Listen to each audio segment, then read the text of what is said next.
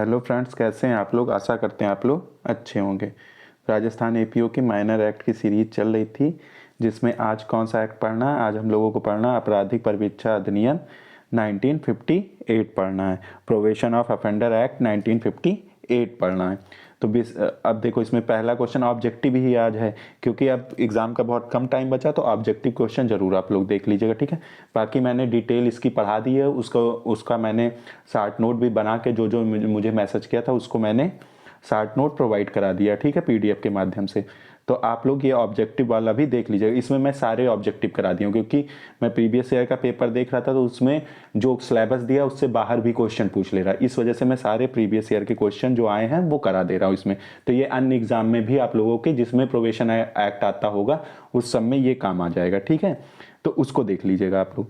तो आज क्या क्या पढ़ना। अब ये इसमें पहला क्वेश्चन क्या पूछता है। अपराधी परिवीक्षा अधिनियम का विस्तार है जम्मू कश्मीर के सिवाय संपूर्ण भारत पर जहां सीआरपीसी की धारा 360 प्रभावी नहीं है, उपयुक्त में से कोई नहीं। तो इसमें क्या ऑप्शन मारोगे आप लोग। इसमें मार देना संपूर्ण भारत में। इसको तो जानते होगे क्या हो जाएगा, संपूर्ण भारत में। फिर आ जाओ, नेक्स्ट क्या पूछता है कि परिवीक्षा अधिकारी को किस धारा में परिभाषित किया है। मतलब इसकी डिफिनीशन किसकी, परिवीक्षा प्रोवेशन ऑफिसर की डिफिनीशन किस धारा में दी गई है। तो प्रोवेशन ऑफिसर की परिभाषा किस डिफिनीशन किस सेक्शन में दी गई, 2B में। तो प्रोवेशन होता है ना, प्रोवेशन ऑफिसर होता है, तो पी से है, तो जैसे मान लो प्रोवेशन पी लिखोगे तो नीचे एक बी बढ़ा देना, तो पी को बी बना लेना। तो 2B में क्या है, प्रोवेशन ऑफिसर की परिभाषा है। तो ऐसे करके कुछ भी ट्रिक बना के याद कर लेना। तो प्रोवेशन ऑफिसर कहाँ दिया गया है, 2B में दिया गया है परिभाषा। फिर आ जाओ, उसके बाद क्या कहता है, कहता है किस धारा के अंतर्गत अपराधी को भर्त्सना पर छोड़ देने का प्रावधान है। भर्त्सना मतलब उसको डांट पाट के छोड़ देगा न्यायालय। भर्त्सना करके मतलब कि आपने ऐसा काम, जैसे पहला फर्स्ट अफेंडर होगा या कुछ होगा, तो न्यायालय उसको समझा के या भर्त्सना करके या उसको डांट के क्या करेगा, न्यायालय छोड़ देगा। तो ये इसका प्रावधान कहाँ दिया गया है कि किस अंतर्गत अपराधी को भर्त्सना पर छोड़ा जाएगा, 3 में, 4 में, 5 में, 6 में। तो किस धारा में दिया गया है ये, तो ये दिया गया है आपका सेक्शन 3 में दिया गया है। किस सेक्शन में दिया गया है, तो भर्त्सना पर छोड़ा जाएगा। परिवीक्षा पर छोड़ा जाना, भर्त्सना पे छोड़ा जाना, दोनों डिफरेंट है। जब ये एक्ट मैंने पढ़ाया था तो वहां पे मैंने बताया था कि जो भर्त्सना पे छोड़ता है, परिवीक्षा पे केवल 3 साल के लिए छोड़ा जाता है। तो ये चीज अंडरलाइन करना, भर्त्सना पर छोड़ा जाना अगर पूछेगा तो कौन सा सेक्शन मारोगे, सेक्शन 3। भर्त्सना मतलब सेक्शन 3, ये अंडरलाइन कर लेना। भर्त्सना पर छोड़ा जाना कहां पे हो जाएगा, सेक्शन 3 में हो जाएगा। नेक्स्ट आ जाओ, फिर क्या कहता है, कहता है इस अधिनियम में अपराधियों को किन अपराधों के लिए भर्त्सना करके छोड़ा जाएगा। मतलब जो सेक्शन 3 के तहत न्यायालय छोड़ता है भर्त्सना करके, तो किन अपराधों के लिए न्यायालय भर्त्सना पर छोड़ सकता है। अब देखो क्या क्या दिया है। भारतीय दंड संहिता के अंतर्गत कारित 2 वर्ष से अनधिक मतलब 2 वर्ष तक जिसमें कारावास और जुर्माना हो, उस पर छोड़ सकता है। अन्य विधि के अधीन 2 वर्ष से अनधिक के लिए कारावास और जुर्माना हो, मतलब आईपीसी को छोड़ के किसी अन्य विधि में अगर हो 2 वर्ष तक का कारावास और जुर्माना, या दोनों, या तो उपयुक्त 1 और 2 दोनों में। तो अब इसमें कौन सा ऑप्शन सही हो जाएगा, इसमें ऑप्शन 3 सही हो जाएगा। मतलब आईपीसी में या किसी अन्य एक्ट में, दोनों में 2 वर्ष तक के अपराधों के लिए ही भर्त्सना पर छोड़ा जाएगा। 2 वर्ष से ऊपर की अगर सजा है अपराधों में तो भर्त्सना पर नहीं छोड़ा जाएगा। और क्या होना चाहिए, जुर्माना, ठीक है। तो ये याद कर लेना। फिर आ जाओ सेक्शन 5 पे, अब आ जाओ, अरे क्वेश्चन नंबर 5 पे आ जाओ। क्वेश्चन नंबर 5 क्या कहता है, क्वेश्चन नंबर 5 क्या कहता है, सेक्शन 3 के अंतर, आप यहीं पर रिकॉल किया करो दिमाग में। 3 में क्या बताया था, भर्त्सना पर छोड़ा जाना। तो सेक्शन 3 के अंतर्गत भारतीय दंड संहिता कि किस धारा के अधीन दंडनीय अपराध में अभियुक्त को भर्त्सना करके छोड़ दिया जाएगा। अब ये आईपीसी की धारा पूछ लिया कि आईपीसी की किस धारा में बताया गया कौन सा अपराध है जिसमें भर्त्सना पर न्यायालय छोड़ सकता है। 379, 380, 404, 381, 4020 उपयुक्त में सभी। तो इसमें क्या हो जाएगा, उपयुक्त में सभी हो जाएगा, ठीक है। नेक्स्ट आ जाओ, इसमें सब में 2 वर्ष तक का कारावास होगा, ठीक। अपराधी को भर्त्सना करके छोड़ दिया जाता है। 2 वर्ष के कारावास के मामले में, जुर्माने से दंडनीय मामलों में 1 या 2 दोनों में। तो अब इसमें कौन सा ऑप्शन हो जाएगा? जुर्माने, अगर केवल जुर्माने से तब भी भर्त्सना पर छोड़ देगा, और 2 वर्ष तक के कारावास तक को भर्त्सना पर छोड़ा जा सकता है। सेक्शन 3 एक बार आप लोग ध्यान से पढ़ लीजिएगा, ठीक है। सेक्शन 3 बहुत इंपॉर्टेंट, उससे एक ना एक क्वेश्चन आपको पूछ लेगा। 2 वर्ष तक के कारावास और जुर्माने से दंडनीय होगा, उसी को भर्त्सना पर छोड़ा जाएगा, ठीक है। और जब एक चीज पूछ लेना, जब प्रोबेशन पे छोड़ेगा तो 3 वर्ष है। ये दोनों में कंफ्यूजन मत करके आना, यही गलत करके आते हैं लोग, ठीक है। धारा 3 के अंतर्गत अपराधी को तभी छोड़ा जाता है जब उसके विरुद्ध कोई पूर्व दोष सिद्ध साबित नहीं हुई हो। अब देखो, अगर कोई अपराधी है, उसने पहले अपराध किया है और प्रेजेंट टाइम में जो अपराध किया वो 2 वर्ष से कम की सजा है, तब भी उसको भर्त्सना पर न्यायालय नहीं छोड़ेगा, क्योंकि वो पहले प्रीवियस ऑफेंडर रह चुका है, ठीक है। नेक्स्ट आ जाओ। फिर क्या कहता है कि इस अधिनियम की किस धारा के अंतर्गत अपराधियों को सदाचार की परिवीक्षा पर छोड़ा जाता है? सदाचरण की परिवीक्षा पर। अब सदाचरण की परिवीक्षा पर किस पे छोड़ा जाएगा? सेक्शन 2, सेक्शन 3, सेक्शन 4 और सेक्शन 5। तो किस में छोड़ा जाता है? पे सेक्शन 4 पे छोड़ा जाता है। अब सदाचरण की परिवीक्षा प्रोबेशन पे, देखो प्रोबेशन वाला पढ़ा है, परिवीक्षा को प्रोबेशन से पढ़ना। प्रोबेशन पूछेगा, परिवीक्षा पूछेगा, परिवीक्षा पर छोड़ा जाना, यही पकड़ो। परिवीक्षा पर छोड़ा जाना पूछेगा तो 4 मार्क के आना। भर्त्सना पर छोड़ा जाना अगर पूछेगा तो सेक्शन 3 मार्क के आना, ठीक है। ये गलत मत करना। फिर आ जाओ नेक्स्ट क्या कहता है कि अपराधी को परिवीक्षा पर नहीं छोड़ा जा सकता है जब तक। अब परिवीक्षा पर कब तक नहीं छोड़ा जाएगा? परिवीक्षा पर कब छोड़ा जा सकता है? मृत्युदंड से दंडनीय अपराधों में, आजीवन कारावास से दंडनीय अपराधों में, उपयुक्त में 1 व 2 दोनों से, कारावास से दंडनीय अपराधों में। तो इसमें क्या हो जाएगा? उपयुक्त 1 और 2 नहीं छोड़ा जाएगा, जिसमें मृत्युदंड से दंडनीय अपराध या आजीवन कारावास से दंडनीय अपराध है, जिन ऑफेंसों में, उसमें अपराधी को परिवीक्षा पर यानी कि सेक्शन 4 के तहत नहीं छोड़ा जाएगा। नेक्स्ट आ जाओ। न्यायालय अपराधी को भर्त्सना करके कब छोड़ेगा? अब भर्त्सना करके कब छोड़ेगा? दोष सिद्ध करने से पहले, दोष सिद्ध के पश्चात, विचारण के प्रक्रम में, अन्वेषण के दौरान। अब इसमें भर्त्सना करके यानी कि सेक्शन 3 का उपयोग न्यायालय कब कर सकता है? सेक्शन 3 का उपयोग कब कर सकता है? जब दोष सिद्ध करने से पहले, मतलब उसको सजा सुनाने से पहले, सजा सुनाने के बाद, या ट्रायल के दौरान, या इन्वेस्टिगेशन के दौरान। तो इसमें क्या हो जाएगा ऑप्शन आपका? दोष सिद्ध के पश्चात। ये याद कर लेना, ये बहुत इंपॉर्टेंट, मोस्ट इंपॉर्टेंट क्वेश्चन है, ठीक है। भर्त्सना पर कब छोड़ेगा? जब दोष सिद्ध हो जाएगा तभी उसके पश्चात छोड़ेगा, उसके पहले नहीं छोड़ेगा। ये इंपॉर्टेंट है, दोष सिद्ध के पश्चात छोड़ेगा भर्त्सना पर। नेक्स्ट आ जाओ।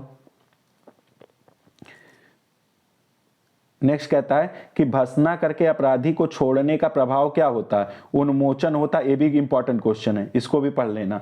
उन्मोचन होता है यानी कि डिस्चार्ज होता है, दोष मुक्त होता है, एक्विटल कर दिया जाता है, या दोष सिद्ध कर दिया जाता है, उपयुक्त में दूसरा या और तीसरा। तो इसमें क्या हो जाएगा? इसमें हो जाएगा आप लोगों का दोष सिद्ध। भर्त्सना करके छोड़ेगा, अगर दोष सिद्ध हो गया तो न्यायालय भर्त्सना करके छोड़ देगा। उन्मोचन पे नहीं, उन्मोचन नहीं माना जाएगा, दोष सिद्ध माना जाएगा। अगर भर्त्सना न्यायालय पाता कि इसने अपराध किया लेकिन भर्त्सना करके उसको छोड़ दिया था, तब भी उसकी दोष सिद्ध मानी जाएगी। अगर वो फिर कोई अपराध करता है तो ये न्यायालय में आप दिखा सकते हो कि इसने प्रीवियस में भी इसने ऑफेंड ये किया था और न्यायालय ने इसे भर्त्सना पर छोड़ दिया था, ठीक है। तो दोष सिद्ध माना जाएगा, ये याद कर लेना। अगर सेक्शन 3 के तहत न्यायालय छोड़ता है, तब भी जिस व्यक्ति को छोड़ता है तब भी ये माना जाएगा कि उसने अपराध किया है और उसकी दोष सिद्ध हुई है।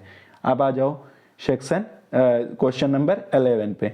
11 क्या कहता है? कहता है न्यायालय अभियुक्त को भर्त्सना करके छोड़ने से पूर्व किस बिंदु पर विचार करता है? अब भर्त्सना, जैसे आप जज बैठे हो, अब आप भर्त्सना पर किसी को छोड़ोगे तो क्या करोगे? अपराध की प्रकृति देखोगे, अपराधी का चरित्र देखोगे, पूर्ववृत्त देखोगे, उपयुक्त सभी देखोगे। तो इसमें क्या आप कॉमन सेंस लगाओ तो इसका आंसर दे लोगे। अपराध की प्रकृति भी देखोगे, 2 वर्ष तक का होगा, ठीक है। अपराधी का चरित्र भी देखोगे कि उसने पूर्व दोष सिद्ध में कोई अपराध तो नहीं किया, ये भी सही है। पूर्व वृत्तांत भी उसका मांगोगे कि वो किस टाइप का व्यक्ति है, उसका वृत्तांत भी मांगोगे। तो इसमें कौन सा ऑप्शन हो जाएगा? चौथा ऑप्शन सही हो जाएगा। ऐसे करके एग्जाम में कर लेना, ठीक है। कुछ क्वेश्चन ऐसे होते हैं जो आप ऐसे करके भी क्वेश्चन किया जा सकता है। भर्त्सना पर छोड़े जाने का इफेक्ट क्या होगा? भर्त्सना, देखो फिर वही क्वेश्चन पूछे, अन्य विधियों पर प्रभावी हुए, दंड प्रक्रिया संहिता पर अभिभावी है, 1, 2 दोनों पर अभिभावी है, 1 एवं 2 में अध्याधीन है। तो इसमें क्या हो जाएगा? इसमें सीधे सीधे ऑप्शन तुम मार देना, तीसरा वाला, दोनों में हो गया। किसी भर्त्सना पर छोड़ा जाएगा अन्य विधियों में भी और सीआरपीसी में भी अभिभावी होगा। 360 में वहां पे है, ठीक है, सीआरपीसी वाला, लेकिन यहाँ सीआरपीसी नहीं, यहाँ यही याद रखो। सेक्शन 4 के अधीन परिवीक्षा पर छोड़ा जाता है। तो परिवीक्षा पर कब? 3 वर्ष से अनधिक के बंध पत्र पर, 2 वर्ष से अनधिक के बंध पत्र पर, 1 वर्ष से अनधिक के बंध पत्र पर, 3 वर्ष से अधिक के बंध पत्र पर। तो कितनी, इसमें कौन सा ऑप्शन सही हो जाएगा? इसमें ऑप्शन पहला, 3 वर्ष से अनधिक। अनधिक जहां होगा, अधिक नहीं मारना, ये मत मार के चले आना, क्वेश्चन बहुत गलत होता है। ये मार के आना 3 वर्ष से अनधिक, मतलब 3 वर्ष तक के बांड लेके उसको अपराधी को परिवीक्षा पर छोड़ा जाता है, ठीक है, ये याद रख लेना। फिर आ जाओ, क्या कहता है? कहता है धारा 4 में के अधीन अपराधी को परिवीक्षा पर छोड़ा जाता है। तो कैसे? दंडादेश देने के बाद, दोष सिद्ध के बाद और दंडादेश के पूर्व, दोष सिद्ध के किए बिना उपयुक्त में से कोई नहीं। तो इसमें कौन सा ऑप्शन सही हो जाएगा? दूसरा ऑप्शन सही हो जाएगा, दोष सिद्ध के बाद और दोष सिद्ध दे दिया और दंडादेश के पूर्व उसको भर्त्सना पर, उसको क्या कहता है? परिवीक्षा पर छोड़ देता है। ये याद कर लेना, ये क्वेश्चन बहुत इंपॉर्टेंट है जो 14वां बताया हूं मैं, दंडादेश के पूर्व और दोष सिद्ध के बाद, दंडादेश के पूर्व और दोष सिद्ध के बाद। नेक्स्ट आ जाओ,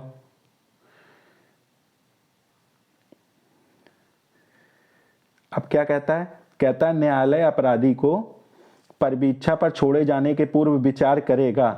किसको? न्यायालय अपराधी को परिवीक्षा पर, प्रोबेशन पर छोड़े जाने से पूर्व क्या? अब आप जज के रूप में बैठे हो तो आप क्या विचार करोगे कि किसी को परिवीक्षा पर कब छोड़ोगे?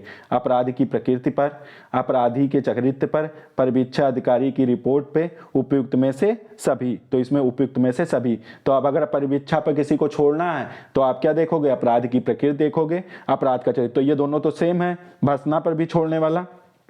यहां एक नया पॉइंट आप लोगों को मिला, परिवीक्षा अधिकारी की, प्रोबेशन ऑफिसर की रिपोर्ट भी होगी, तभी आप उसको परिवीक्षा पर छोड़ेंगे, नहीं तो नहीं छोड़ पाएंगे। तो ये चीज इंपॉर्टेंट रख लेना। तो इसमें चारों ऑप्शन सही हो जाएंगे।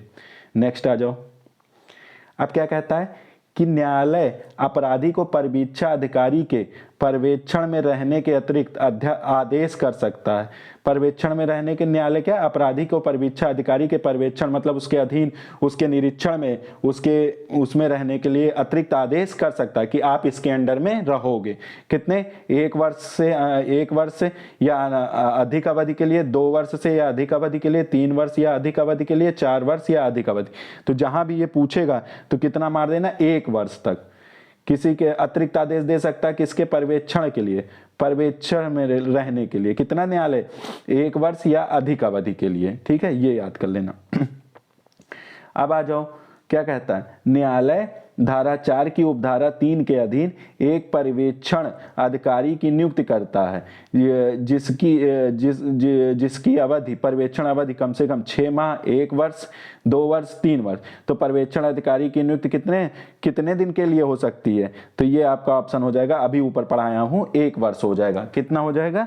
1 वर्ष हो जाएगा। अब आ जाओ नेक्स्ट क्वेश्चन 18 आ जाओ, क्या कहता है? अपराधी पर्यवेक्षण अधिकारी के पर्यवेक्षण में रहता है तो पर्यवेक्षण की अवधि कितनी हो सकती? फिर वही क्वेश्चन पूछा, जो आदेश में नामित हो या 1 वर्ष से कम नहीं हो सकती है, 2 वर्ष हो सकती है, फिर क्या हो सकता है? 3 वर्ष हो सकता है, और क्या हो सकता है?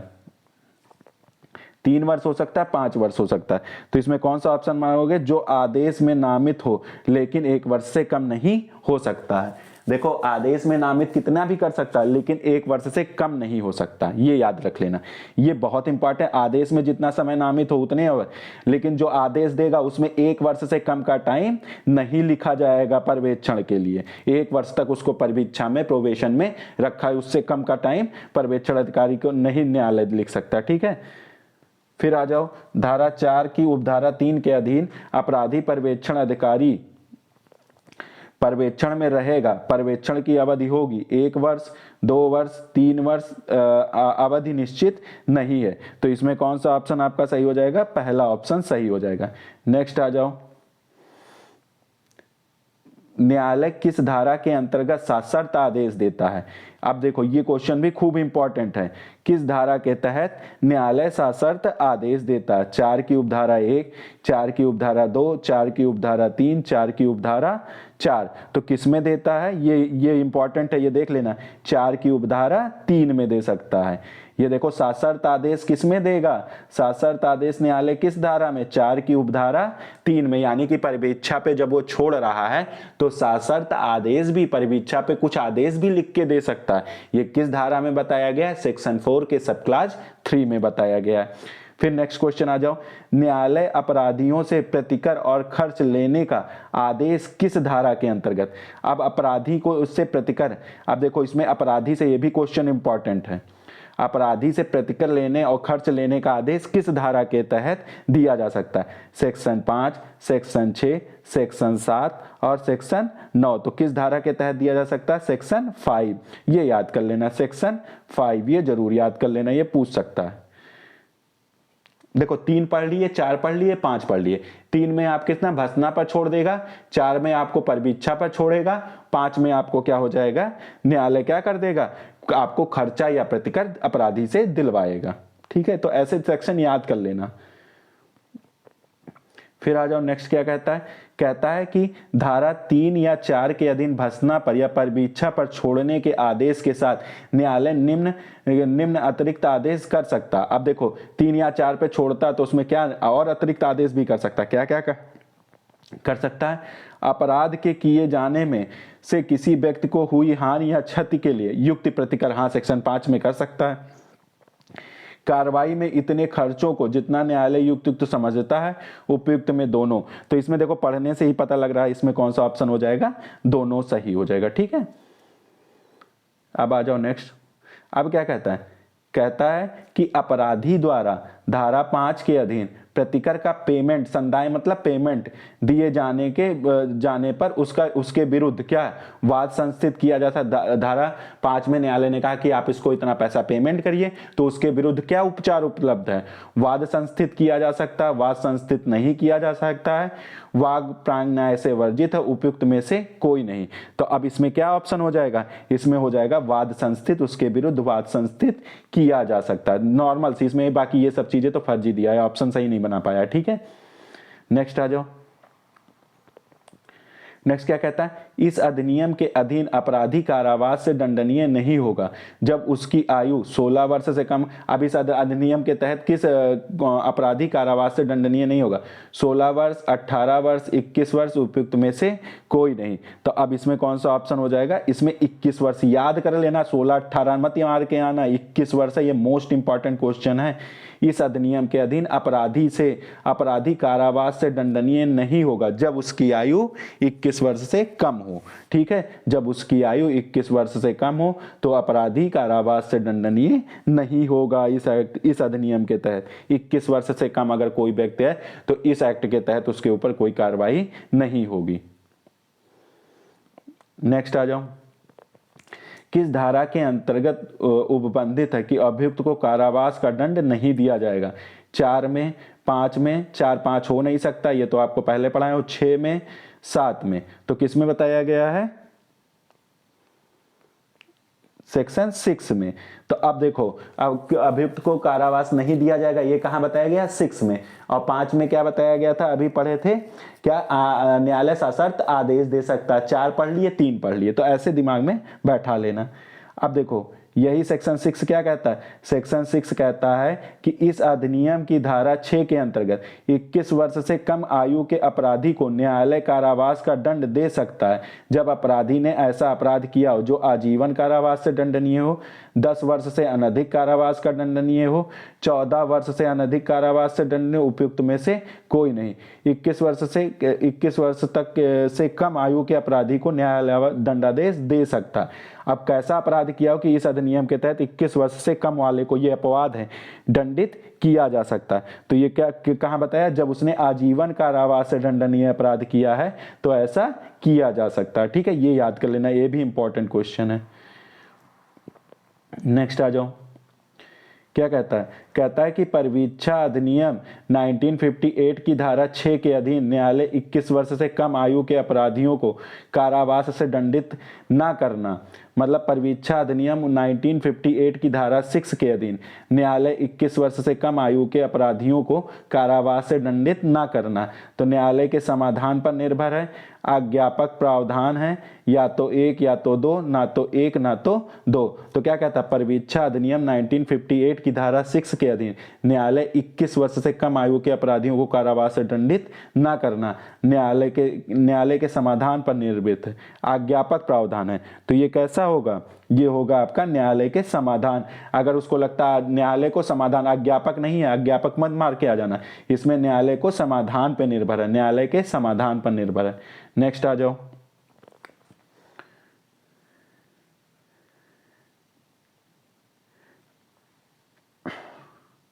नेक्स्ट क्या कहता है, जहां अपराधी को परिवीक्षा पर छोड़ा जाना चाहिए लेकिन न्यायालय ने उसे कारावास का दंड देता है तो ऐसा आदेश पूर्णतया वैध होगा, लेकिन सदाचरण के सरकार का आदेश होना चाहिए, शून्य होगा, उपयुक्त में से कोई नहीं। तो ये क्या होगा, ये नॉर्मल सी बात है भाई, इसका ऑप्शन बी हो, सेकंड वाला होगा। ठीक है, सेकंड होगा, वैध होगा। ठीक है, ऐसा कुछ नहीं है कि परिवीक्षा पर छोड़ा जाना चाहिए और न्यायालय के विवेक पर निर्धारित करता है। ठीक है, परिवीक्षा पर छोड़े या न छोड़े। नेक्स्ट आ जाओ, परिवीक्षा अधिकारी की रिपोर्ट को किस धारा के अंतर्गत गोपनीय माना गया, ये भी इंपॉर्टेंट है। क्लोजर रिपोर्ट मतलब गोपनीय रखा जाएगा, ये किस धारा में बताया गया, 7 में, 8 में, 9 में, 10 में। तो किस धारा के तहत बताया गया है कि वो गोपनीय रखी जाएगी, कौन, जो परिवीक्षा अधिकारी है उसकी रिपोर्ट, जो परिवीक्षा अधिकारी मतलब उस अपराधी को परिवीक्षा करने के लिए जिस अधिकारी को रखा गया है, जिसके अंतर्गत अंडर में उस अपराधी को रखा गया, उसकी रिपोर्ट क्या होगी, गोपनीय रखी जाएगी। ये कहाँ बताया गया है, ये आपको सेक्शन 7 में, कहाँ बताया गया, सेक्शन 7 में बताया गया है। नेक्स्ट आ जाओ, क्या कहता है, न्यायालय परिवीक्षा अधिकारी की गोपनीय रिपोर्ट को, न्यायालय परिवीक्षा अधिकारी की गोपनीय रिपोर्ट को क्या करेगा, अपराधी को नहीं देगा, अपराधी को संसूचित कर सकता है, पीड़ित के सहमत होने पर ही देगा, उपयुक्त में से कोई नहीं। तो ये इसमें से जान लो कि अपराधी को संसूचित मतलब कम्युनिकेट कर सकता है, रिपोर्ट गोपनीय है लेकिन क्या कर सकता, अपराधी को कम्युनिकेट कर सकता, संसूचित कर सकता है। ये क्या, ये बताया न्यायालय क्या कर सकता, कम्युनिकेट, कि भाई रिपोर्ट में ये चीजें दिखाएगा नहीं, गोपनीय रखेगा, लेकिन वो उसको सामने वाले को बता सकता कि परिवीक्षा अधिकारी ने ये रिपोर्ट में ये बातें कही हैं। फिर आ जाओ नेक्स्ट उस पे आ जाओ, क्या कहता है, कहता है न्यायालय परिवीक्षा की शर्तों में फेरफार किस धारा के अंतर्गत कर सकता है, न्यायालय परिवीक्षा की शर्तों में फेरफार, ये भी इंपॉर्टेंट है, पर ये भी इंपॉर्टेंट, शर्तों में फेरफार किस धारा के अंतर्गत कर सकता है, सेक्शन 7, सेक्शन 8, सेक्शन 9, सेक्शन 12। तो किस धारा के तहत वो कर सकता है फेरफार, ये आपको देखना होगा कि किस सेक्शन के तहत हो सकता है, सेक्शन 8 के तहत। तो परिवीक्षा की शर्तों में फेरफार सेक्शन 8 में, और वो परिवीक्षा अधिकारी की रिपोर्ट गोपनीय होगा सेक्शन 7 में, ऐसे याद कर लेना। नेक्स्ट आ जाओ, क्या कहता है, न्यायालय परिवीक्षा की शर्तों में फेरफार कर सकता है परिवीक्षा अधिकारी के आवेदन पर स्वप्रेरणा से, उपयुक्त 1, 2 दोनों से। अरे भाई दोनों पे कर सकता है, क्यों, एक होगा, स्वप्रेरणा से केवल नहीं, उसकी रिपोर्ट पे भी कर सकता है। ये मुझे कुछ गलत लग रहा है, ये केवल परिवीक्षा अधिकारी के स्वप्रेरणा से नहीं करेगा, केवल परिवीक्षा अधिकारी की आवेदन पर करेगा। ये क्वेश्चन, हाँ, परिवीक्षा अधिकारी की आवेदन पर, सही है, परिवीक्षा अधिकारी की आवेदन पर करेगा। ठीक है, पहला ऑप्शन सही होगा इसमें। नेक्स्ट आ जाओ, क्या कहता है, कहता धारा 8 के अधीन न्यायालय बंधपत्र की अवधि बढ़ा सकता है और घटा सकता है, मतलब फेरफार कर सकता है। 8 में क्या था, फेरफार कर सकता है। तो 3 वर्ष से अधिक नहीं, 3 वर्ष से कम नहीं, 2 वर्ष। तो कितनी अवधि तक का फेरफार कर सकता है, ये इंपॉर्टेंट है, ये भी नोट कर लेना है 3 वर्ष से अधिक नहीं होगा, 3 वर्ष से अधिक समय को घटा बढ़ा नहीं सकता है। न्यायालय परवीक्षा अधिकारी अपराधी को परवीक्षाधीन अपराधी को दंडित कर सकता है, मतलब जिसको परवीक्षा पर छोड़ा उसको भी दंडित कर सकता है जब प्रतिभूति की शर्तों के से फेरफार से असहमत हो सकता है। मतलब परवीक्षा पर 3 साल का बांड लेकर उसको परवीक्षा पर छोड़ दिया, लेकिन तब भी न्यायालय किन दशाओं में उसे दंडित कर सकता है, ये क्वेश्चन कह रहा है। जब श्योरिटी की शर्तों को क्या किया, जो शर्तें लगाई गई हैं उससे वो क्या उसका पालन नहीं किया है। अपराधी नया बंधपत्र निष्पादित करने से, जितना बंधपत्र मारा है, नया बंधपत्र, जैसे किसी ने बंधपत्र लगाया, अब वो मर गया या वो उसका कुछ डिसॉल्व हो गया बंधपत्र और नया बंधपत्र लगाना चाहिए और उसने नहीं लगाया, तो भी क्या होगा, तो और इनकार कर देता, नहीं लगाता है, इन दशाओं में भी न्यायालय दंडित कर सकता है। उपयुक्त में से 1, 2, दोनों, तो ये पढ़ने से ही पता लग जा रहा है कि ऑप्शन इसमें क्या हो जाएगा, उपयुक्त में से 1, 2, दोनों, यानी कि तीसरा ऑप्शन सही हो जाएगा। अब आ जाओ, अपराधी का आचरण अच्छे होने पर उसे किस धारा के अंतर्गत उन्मोचित किया जाएगा, डिस्चार्ज कर दिया जाएगा। अब इसमें डिस्चार्ज का प्रोविजन पूछ सकता है, डिस्चार्ज कहाँ दिया गया है, डिस्चार्ज कहाँ दिया गया, ठीक है, डिस्चार्ज पूछ सकता है। अब डिस्चार्ज कहाँ दिया गया, सेक्शन 9 के क्लास 1 में।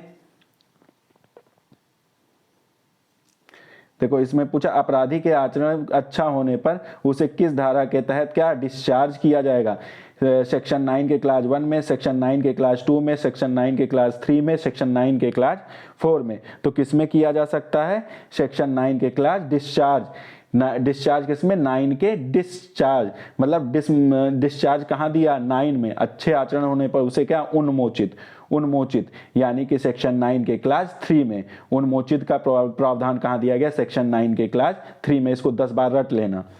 फिर आ जाओ, बंधपत्र की शर्तों का उल्लंघन करने पर न्यायालय अपराधी को क्या कर सकता है, उसे मूल अपराध के लिए दंडित कर सकता है। जहां असफलता प्रथम बार होती है वहां बंधपत्र के प्रवृत्त रहने पर प्रतिकूल प्रभाव डाले बिना 50 रुपए से अनधिक शास्ति का अधिरोपित कर सकेगी। उपयुक्त में से 1, 2, दोनों। तो अब इसमें क्या हो जाएगा ऑप्शन, इसमें कौन सा ऑप्शन हो जाएगा, इसमें थर्ड ऑप्शन सही हो जाएगा, यानी कि मूल अपराध से दंडित कर सकेगा। और अगर वो प्रथम बार असफल हो जाता है, पहली बार असफल होता है, तो वहां बंधपत्र में प्रवृत्त रहने वाले प्रतिकूल मतलब उल्टा प्रभाव, प्रतिकूल मतलब उल्टा प्रभाव डाले बिना 50 रुपए की, ये याद कर लेना, 50 प्रथम बार है तो 50 रुपए और मूल अपराध के लिए दंडित करेगा और 50 रुपए का शास्ति अधिरोपित करेगा। नेक्स्ट आ जाओ, ये इंपॉर्टेंट था जो अभी ऊपर बताया हूं। सेक्शन 9 के अधीन न्यायालय अपराधी के विरुद्ध गिरफ्तारी का वारंट, अब गिरफ्तारी का वारंट ऐसे पूछ लेगा, गिरफ्तारी सेक्शन 9 पर केवल परवीक्षा अधिकारी की रिपोर्ट पर, केवल बंधपत्र की शर्तों के पालन न करने पर, असफल रहने पर, 1 और 2 दोनों। तो कब वारंट न्यायालय जारी करेगा, ये दिमाग में बैठा लेना। इसमें कौन सा, तीसरा ऑप्शन सही हो, परवीक्षा अधिकारी की रिपोर्ट पे या बंधपत्र की शर्तों को अगर उसने पालन नहीं किया, असफल है, तो भी न्यायालय क्या कर सकता है, गिरफ्तारी का वारंट सेक्शन 9 के तहत जारी कर सकता है। नेक्स्ट आ जाओ, नेक्स्ट क्या कहता है, सेक्शन 9 के सब क्लास 1 में अपराधी गिरफ्तार करके लाया जाता है तो मजिस्ट्रेट निम्न में से क्या आदेश पारित करेगा। अब देखो 9 के तहत गिरफ्तार करके वारंट जारी किया गया और उसे पकड़ लिया गया। 9 के सब क्लास 9 में गिरफ्तारी का वारंट जारी किया गया और उसे क्या किया गया, पकड़ लिया गया, ठीक है। 3 में उन्मोचित करता है और 1 में वारंट जारी करता है, ये याद कर लेना। 1 में आदेश पारित किया गिरफ्तारी के वारंट और गिरफ्तार करके लाया गया, तो अब क्या किया जाएगा, अभिरक्षा में मतलब कस्टडी में भेज देगा। सुनवाई की तिथि पर उपस्थित होने के लिए जमानत मंजूर, जमानत भी ले सकता है, प्रतिप्रेषण या जमानत मंजूर कर सकेगा। उपयुक्त में से कोई नहीं। तो इसमें कौन सा ऑप्शन सही हो जाएगा, इसमें प्रतिप्रेषण भी कर सकता है और जमानत मतलब उसको जेल भी, अभिरक्षा में, कस्टडी में भेज सकता है, या उसको क्या कर सकता है, जमानत भी मंजूर कर सकता है। जैसा न्यायालय को चाहे वैसा कर सकता है न्यायालय। नेक्स्ट आ जाओ, क्या कहता है, यदि अपराधी बंधपत्र की शर्तों का उल्लंघन उल्लंघन का दोषी पाया जाता है तो उसे न्यायालय दंडित कर सकेगा। मूल अपराध के लिए 2 वर्ष के कारावास के लिए, 3 वर्ष के कारावास के लिए, 1 वर्ष के कारावास के लिए। यदि अपराधी बंधपत्र की शर्तों के उल्लंघन का दोषी पाया जाता है, किसके? बंधपत्र की शर्तों के उल्लंघन का दोषी पाया जाता, न्यायालय उसे क्या करेगा?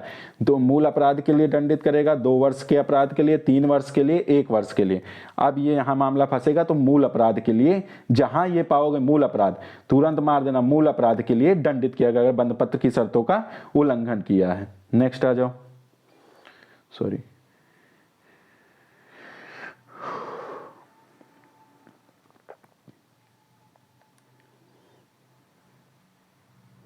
नेक्स्ट कहता है यदि अपराधी बंधपत्र की शर्तों का पालन करने में पहली बार असफल हुआ तो वहां न्यायालय अपराधी को दंडित। अब ये सब इंपॉर्टेंट क्वेश्चन है, बहुत इंपॉर्टेंट क्वेश्चन है। वहां क्या करेगा? शास्ती जो 10,000 रुपए तक होगा, शास्ती जो 20,000 रुपए होगा, शास्ती जो 30,000 रुपए का, शास्ती जो 50 रुपए। तो अभी पढ़ाया हूं, इसका 4th ऑप्शन देखते ही मार देना। 50 रुपए है शास्ती, ये देख लेना, 50 रुपए से दंडित किया जाएगा। नेक्स्ट आ जाओ, क्या कहता है? अपराधी को दंडित करने का प्रावधान अधिनियम की किस धारा? देखो, अपराधी को दंडित करने का प्रावधान तो ये 9 के सब क्लास 3 में डिस्चार्ज कर देगा, 4 में जानते हुए यही जमानत मानत से रिलेटेड होगा, और धारा 4 में और धारा 12 में। तो अब इसमें कौन सा ऑप्शन सही हो जाएगा? इसमें आपका 9 के डिस्चार्ज करता है, मतलब अपराधी को दंडित करने का प्रावधान भी 9 के सब क्लास 3 में ही दिया है, 9 के सब क्लास 3 में ही दिया है। 2 मिनट वेट करना, इसको देख लेता हूँ। दंडित किस धारा में करेगा? सेक्शन 9 के सब क्लास 3 में। अब आ जाओ नेक्स्ट। नेक्स्ट क्या है कि यदि अपराधी पर शर्तों के उल्लंघन के कारण सेक्शन 9 के तहत, 9 के सब क्लास 3 के तहत क्या शास्ति अधिरोपित की जाती है और वह शास्ति का पेमेंट नहीं करता है, मतलब जो शास्ति उसके ऊपर लगाई गई वो नहीं देता है, तो क्या मूल कारावास के आधे से, मूल कारावास के 1/4 कारावास से, मूल अपराध के लिए न्यायालय के विवेकाधीन, मतलब न्यायालय के विवेक पर निर्धारित करता है। तो इसमें क्या हो जाएगा? मूल अपराध के लिए दंडित, सीधे मूल अपराध के लिए दंडित। ये तो 50 बार बताया, तीसरा ऑप्शन इसमें सही हो जाएगा। फिर आ जाओ नेक्स्ट क्वेश्चन पे। बंधपत्र की शर्तों के अनुपालन में असफल होने की शर्त में सेक्शन 7, सेक्शन 8, सेक्शन 9, सेक्शन 10। अब इसमें कौन सा सेक्शन हो जाएगा? सेक्शन 9। प्रक्रिया कहां दी गई जब बंधपत्र असफल हो जाता है? तो सेक्शन 9 दिया, ये याद कर लेना। फिर आ जाओ, सक्षम न्यायालय को अपराधी को दंडित करने की शक्ति किस धारा में दी गई? सक्षम न्यायालय को अपराधी को दंडित करने के लिए किस धारा में प्रावधान दिया गया? सीधे 11 में दिया गया है। शास्ति देने का, अपराधी को दंडित करने की शास्ति किस धारा में, पनिशमेंट किस धारा में? 11 में दिया गया। अपराधी को दंडित करने के लिए 11 में, और वो पेमेंट, वो बंधपत्र का उल्लंघन तो 9 मार के आना। ठीक है, ये दोनों में अंतर है। फिर आ जाओ, सक्षम न्यायालय के आदेश में अपील पुनर्निरीक्षण किस धारा? ये भी इंपॉर्टेंट है। अपील और पुनर्निरीक्षण किसके अंतर्गत होता है? तो इसमें कौन सा? Section 11, section 12, section 15, section 27। तो इसमें कौन सा ऑप्शन हो जाएगा? इसमें सेक्शन 11 हो जाएगा। नेक्स्ट आ जाओ, इस अधिनियम के अधीन अपराधी को विचारित एवं दंडित करने की शक्ति किसे प्राप्त है? अब इस अधिनियम के तहत किसे प्राप्त है बताओ? सक्षम न्यायालय को, अपील न्यायालय को, पुनर्निरीक्षण उपयुक्त में से सभी को। तो उपयुक्त में से सभी को इसको देखना हो तो धारा 11 का उपधारा 1 देख लेना। फिर आ जाओ नेक्स्ट, सक्षम न्यायालय दंडादेश के विरुद्ध अपील कहाँ होगी? अब अपील कहाँ होगी ये देख लो। सेशन न्यायालय में अपील होगी, उच्च न्यायालय में अपील होगी, दोनों में होगी, या जहाँ न्यायालय के दंडादेशों के अधीन अपील मामूली तौर पर होती है। तब इसमें क्या मार्क? चौथा ऑप्शन देखो, बहुत बढ़िया दिया ये क्वेश्चन। ये सेशन न्यायालय, और ये मत माना, ये देने ना कि उन दंडादेशों की जो अपील मामूली तौर पर होती है वहीं पे उसके विरुद्ध अपील होगी। पुनर्निरीक्षण न्यायालय पुनर्निरीक्षण कर सकता है। अब स्वप्रेरणा से परिवीक्षा अधिकारी के आवेदन पर, सिद्ध दोष व्यक्ति के आवेदन पर उपयुक्त में से सभी पे तो बहुत ब्रॉड पावर है, पुनर्निरीक्षण न्यायालय का पुनर्निरीक्षण डिवीजन करने का ब्रॉड पावर है। स्वप्रेरणा से भी कर सकता है, परीक्षा अधिकारी की रिपोर्ट पे भी कर सकता है, और सिद्ध दोष व्यक्ति के आवेदन पर भी कर सकता है। पुनर्निरीक्षण के लिए पुनर्निरीक्षण के आधार पर न्यायालय अपराधी को भर्त्सना पर या परिवीक्षा पन्ना छोड़कर कारावास का दंडित करता है। कारावास के दंडादेश की कोई अपील नहीं होती है। कारावास के दंडादेश की कोई अपील नहीं हो सकती है। उपयुक्त में से सभी। तो अब इसमें देखो कौन सा हो जाएगा, इसमें ऑप्शन कौन सा हो जाएगा, चौथा, उपयुक्त में से सभी। नेक्स्ट आ जाओ 50। अपराधी परिवीक्षा अधिनियम में कितने वर्ष के अपराधियों को भर्त्सना पर छोड़ने का प्रावधान है? ये भी इंपॉर्टेंट क्वेश्चन है। 50 21 वर्ष के, 16 वर्ष से, 18 वर्ष से, 21 वर्ष से कम के। अब भर्त्सना पर कितने को किसको छोड़ा जाएगा ये बताना है। तो ये हो जाएगा आपका 21 वर्ष से जो कम होगा वही, फोर्थ ऑप्शन इसमें सही हो जाएगा। नेक्स्ट आ जाओ।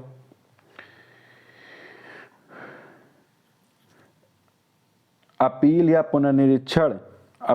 पुनर्निरीक्षण आदेश को अपास्त कर सकता, दंडादेश को पारित कर सकता, उपयुक्त में से एक दो दोनों। तो इसमें उपयुक्त में से एक दो दोनों, आदेश को भी अपास्त कर सकता, दंडादेश को पारित भी कर सकता। नेक्स्ट आ जाओ। इस अधिनियम की धारा 3 और 4 के अधीन छोड़ा गया व्यक्ति माना जाएगा निरहरता से ग्रस्त नहीं है, उपयुक्त में से कोई नहीं। ये ऑप्शन ऐसे पूछता है तो इसमें अंग्रेजी में निरहरता से ग्रस्त माना जाएगा। मेरे ख्याल से इसमें कौन सा होगा, निरहरता से ग्रस्त मतलब निरहरता से ग्रस्त नहीं माना जाएगा, थर्ड ऑप्शन हो जाएगा, मतलब उसे सिद्ध दोष माना जाएगा। अब नेक्स्ट आ जाओ, आज का लास्ट पेज है।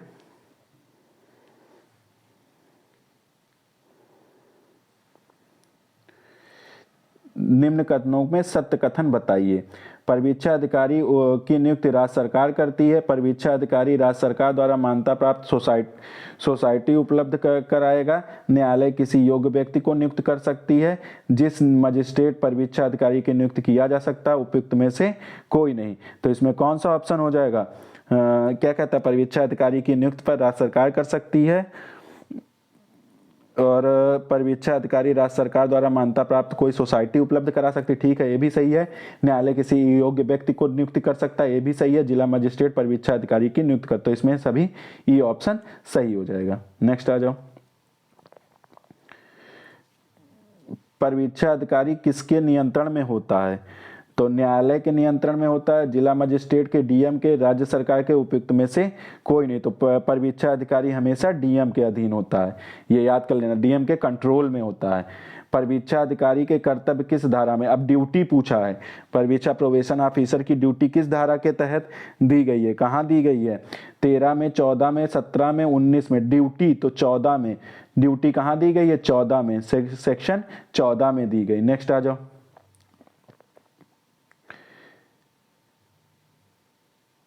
पर्यवेक्षण अधिकारी लोक सेवक होता है किस धारा में बताया गया कि वो पब्लिक सर्वेंट है, 15 में, 16 में, 17 में, 18 में।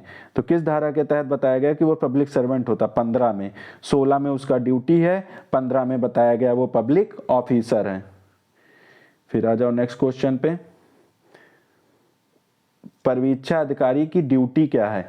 न्यायालय द्वारा आदिष्ट प्रतिकर या खर्चों को पेमेंट में अपराधियों को सलाह व सहायता देना। परिवीक्षा पर छोड़े गए व्यक्ति को सहायता व सलाह देगा। अपराधी की परिस्थितियों एवं घर के माहौल की जांच एवं रिपोर्ट न्यायालय को देगा। उपयुक्त में से सभी। तो इसमें कौन सा ऑप्शन हो जाएगा, उपयुक्त में से सभी हो जाएगा। फिर नेक्स्ट आ जाओ।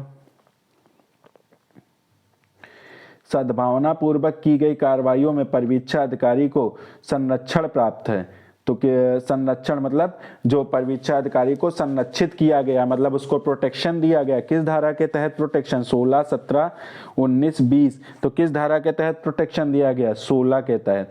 हाँ एक चीज़ है, जिन लोगों ने नहीं देखा प्रीवियस ईयर देख लेना, मैंने 3-4 एक्टों के करा दिए हैं प्रीवियस ईयर क्वेश्चन पेपर, तो वो जाके देख लेना। एग्जाम का टाइम बहुत कम बचा है, तो जितना हो सके उतना आप लोग रिवीजन करिए। रिवीजन के लिए मैंने शॉर्ट नोट भी आप लोगों को बना के दे दिया, तो वो मैंने ऐसा शॉर्ट नोट बना के दिया कि वो 10 मिनट में या 15 मिनट में सारे माइनर एक्ट आप अगर रिवाइज करना चाहें 20 मिनट में, आधे घंटे में पूरा माइनर एक्ट आपका रिवाइज हो जाएगा, तो वो आप लोग देख लीजिएगा। ठीक है, अब आ जाइए, आज का लास्ट क्वेश्चन है, सॉरी लास्ट क्वेश्चन क्या है आज का, इस अधिनियम को क्रियान्वित करने के लिए नियम बनाने की शक्ति। अब नियम कौन बना सकता है? केंद्र सरकार को है। केंद्र सरकार के अनुमोदन से राज्य सरकार को, उपयुक्त में से एक दो, दोनों को, न्यायालय को। अब देखो किसको पावर, कौन शक्ति है, किसे शक्ति दी गई है? इस अधिनियम को क्रियान्वित करने और नियम बनाने की शक्ति किसे दी गई है, ये भी देखना पड़ेगा। तो केंद्र सरकार के अनुमोदन पे राज्य सरकार को, केंद्र सरकार के अनुमोदन पे राज्य सरकार को, ये भी इंपॉर्टेंट। तो इस प्रकार आपका परिवीक्षा अधिनियम के जितने मेरे पास क्वेश्चन थे शॉर्ट ऑब्जेक्टिव टाइप के, वो मैंने सब आपको करा दिए।